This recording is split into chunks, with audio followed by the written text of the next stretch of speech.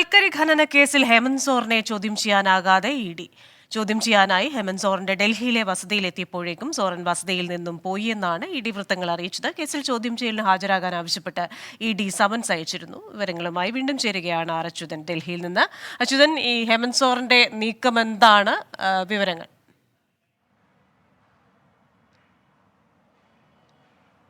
ക്രിസ്റ്റിന, ഈ ഖനന അഴിമതി കേസുമായി ഹേമന്ത് സോറിന് പിന്നാലെ തന്നെയാണ് ഈ എൻഫോഴ്സ്മെന്റ് ഡയറക്ടറേറ്റിന്റെ നീക്കങ്ങൾ.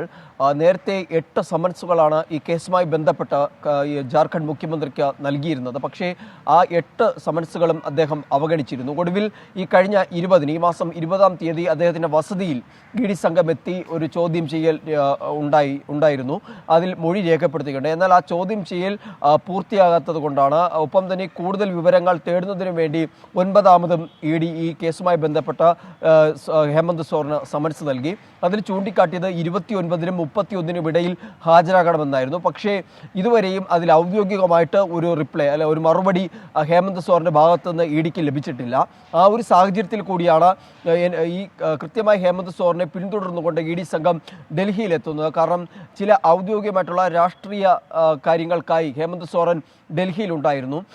ഇഡിയുടെ വൃത്തങ്ങൾ അറിയിക്കുന്നത് ഇന്നലെ രാത്രി വരെ അദ്ദേഹം ഡൽഹിയിലെ ഔദ്യോഗിക വസതിയിലുണ്ടായിരുന്നു. പക്ഷേ ഇന്ന് രാവിലെ ഇഡി സംഘം എത്തിയപ്പോൾ അദ്ദേഹം ഇവിടെ അദ്ദേഹത്തിൻ്റെ വസതിയിലില്ല.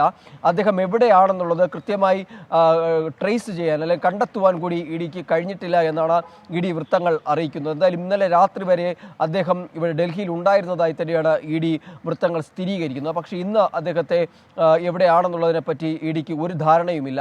എന്തായാലും നടപടികൾ കടുപ്പിക്കുകയാണ്. ഇത്തവണ ഇതിനൊരു കൃത്യമായ മറുപടി അല്ലെങ്കിൽ ചോദ്യം ചെയ്യലിന് അദ്ദേഹം ഹാജരായില്ലെങ്കിൽ കടുത്ത നടപടിയിലേക്ക് കടക്കുമെന്നുള്ളതും ഇഡി സൂചിപ്പിക്കുന്നുണ്ട്. ഒരു പക്ഷേ ഈ കസ്റ്റഡിയിൽ എടുക്കുന്ന സംബന്ധിച്ചുള്ള കാര്യങ്ങളിൽ കൂടി ഇഡി കടന്നേക്കും.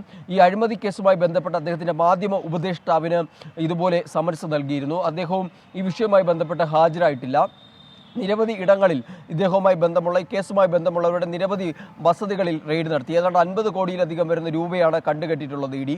അങ്ങനെ നടപടികൾ ഇതിൻ്റെ ഭാഗമായി പുരോഗമിക്കുന്നുണ്ട്. അതിനിടയിലാണ് ഹേമന്ത് സോറിനെ പിടികൂടുവാൻ അല്ലെങ്കിൽ ഈ ചോദ്യം ചെയ്യലിനായിട്ട് ഇഡി സംഘം അദ്ദേഹത്തിന് പുറകെ ഇപ്പോൾ ഡൽഹി വരെ എത്തിയിരിക്കുന്നത്.